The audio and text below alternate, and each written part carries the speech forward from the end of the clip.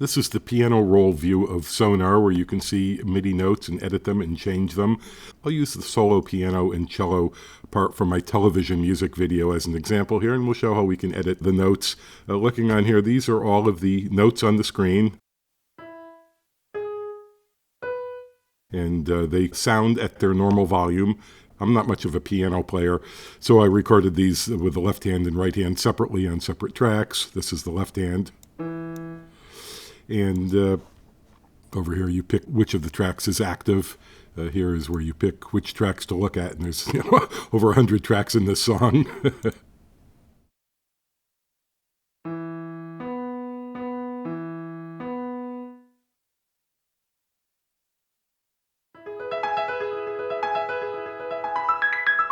Down here shows the velocity or volume for each note. You can see that the arpeggio notes go up, and so do the volumes. Down here shows the sustain pedal, which I programmed. I didn't actually play it that way. And you can zoom in on these views, I should mention here. And you can see here's the sustain pedal being released, and here it is being stepped on again. Of course, I entered these as MIDI data. And you can also size the screen in this direction to get more on the screen. I've made this window on the small side just to get it to fit into this video. So here, I'll just play a little bit of this for context.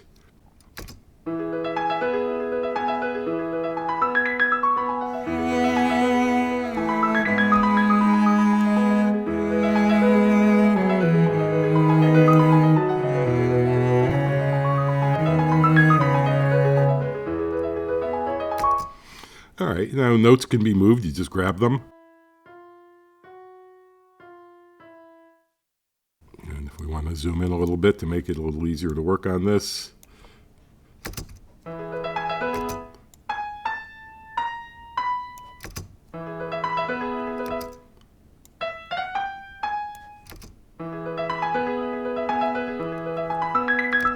And as often with music, the highest note here has the loudest velocity. And this is a way a good piano player would naturally play a part like this. And you can see the volume. It's not really a volume envelope. It's the velocity that goes with each MIDI note. It's part of each MIDI note's data.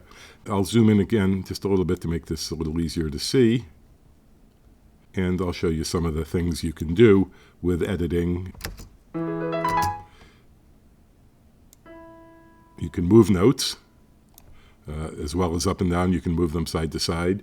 Hitting the Alt key switches this tool. You can pick different tools from up here, the eraser tool, the note entry tool, the edit tool, but it's really great not to have to keep picking a tool, change the note, then pick a different tool to move it. So as soon as I hit the Alt key on the keyboard, you can see this changes, and when I hover over here, I can now make that note longer.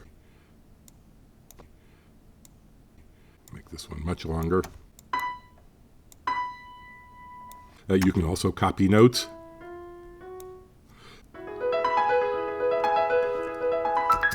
And you can copy entire areas.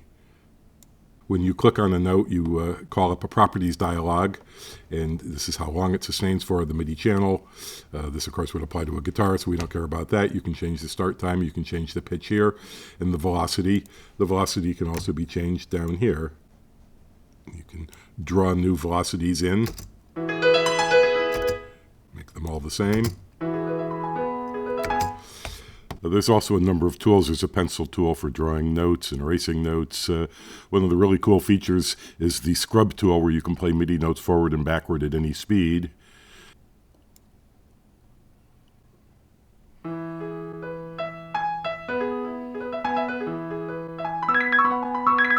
It's useful for finding a bad note or a sour chord or something where when you play it at normal speed, you can't quite pick out which note is wrong, and there's too many notes to go click each one by one to see. You can just go really slowly through the piece. There's also a snap to grid, which is enabled. It's blue, it's lit up, and when you move the notes, they jump in increments. I can zoom in a little bit to see that. This is set to snap to 16th notes. And you can set them to anything, and you can move notes to the nearest 16th note marker, or you can move them by a 16th note.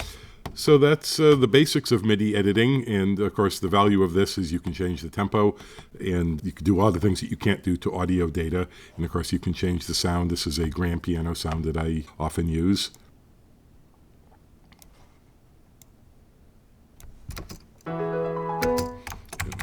undo all these changes here. And I'm just hitting the Control Z sequence to put everything back to the way it was.